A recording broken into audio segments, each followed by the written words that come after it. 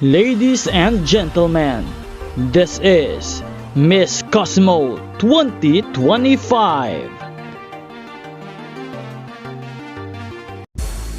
Magandang gabi mga ka-pageant fans. Narito na nga tayo sa pinaka-inaabangang gabi ng Miss Cosmo 2025 Grand Finale.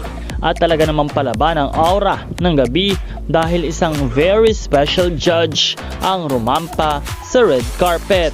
Walang iba kundi si Olivia Jase, ang ating Miss Universe 2025 4th runner-up.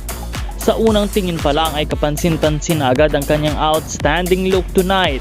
Elegant, powerful at may commanding presence. Isang tunay na beauty queen na alam ang bigat ng responsibilidad bilang hurado. Simple pero classy ang kanyang styling at talagang ramdam ang kanyang credibility bilang isang international pageant icon. Hindi lang basta fashion statement ang dala ni Olivia ngayong gabi. Siya ay simbolo ng fair judgment, experience at pageant excellence.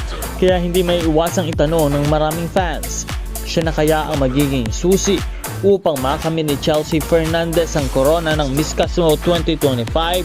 Kung ating matatandaan, si Chelsea ay consistent mula pa lamang sa simula ng kompetisyon. Mula sa kanyang solidong performances sa preliminaries, confident walk, strong communication skills, hanggang sa napakalakas na suporta ng fans. Talagang pang-corona ang ipinapakita ng ating pambato.